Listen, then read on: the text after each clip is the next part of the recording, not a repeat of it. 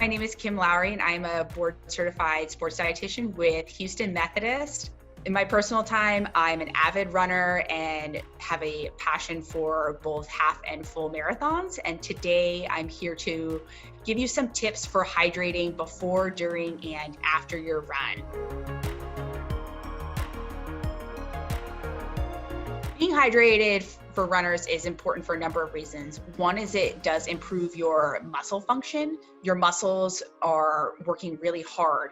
When they are not adequately hydrated, that can lead to cramping. It also can increase your risk of injury. Hydration is also important because water is going to contribute to your body's cooling. So it actually does regulate your body temperature. And then the final reason hydration is so important is it improves your blood flow and circulation.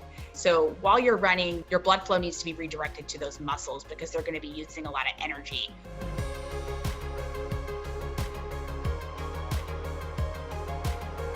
Runners should really start dialing in on their hydration a week out from their race.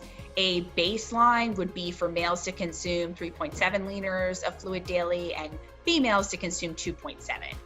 However, you're going to want to assess your urine color.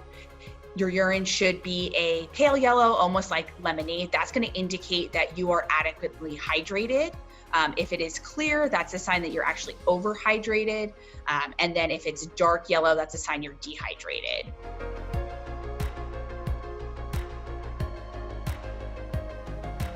In terms of right before your run, you'll want to be consuming about 16 to 32 ounces of fluid 2 to 4 hours prior, and then another 8 to 16 about 90 minutes prior to your actual race.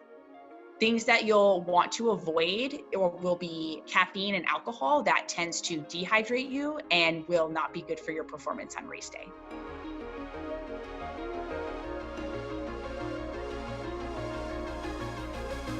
With virtual racing, you'll definitely be important to plan ahead to ensure that you are getting adequate hydration. Some tips to accomplish this could be to, one, have handheld hydration. So buying a handheld water bottle, they sell some that literally you can just kind of strap your hand in and you can hold with you. Another option is to do your virtual race on a looped course where you can actually set out your own water stations. So that could be, taking a cooler, placing it out and putting your hydration in there. You'll definitely want to check with, your neighbors or wherever you're planning to run the race in terms of rules and restrictions with that. The last option, which I think is the most fun, is actually meeting a friend. So having a friend plan to meet you at certain mile markers during the course to hand you your hydration. Not only is this a great way for you to hydrate, but it's a nice little morale boost for you while you're out doing your virtual run.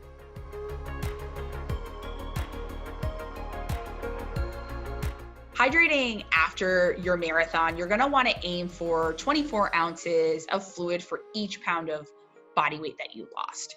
If you're unsure of how much you've lost, kind of a general way to go about it could be 24 ounces per hour until you achieve that pale yellow urine color. That's indicated that you're hydrated.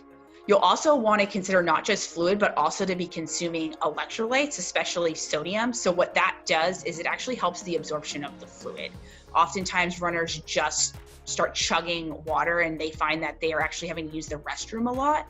It's because they're not replenishing the sodium that they just lost. So instead of absorbing the fluid, they're actually just excreting it. So not only do you want to just be consuming plain water, but you want something that has sodium in it. That could be pretzels, it could be chips. There's also different sports drinks and tablets that can help replenish that. Those are all the hydration tips that I have today. Wishing you the best of luck and run strong.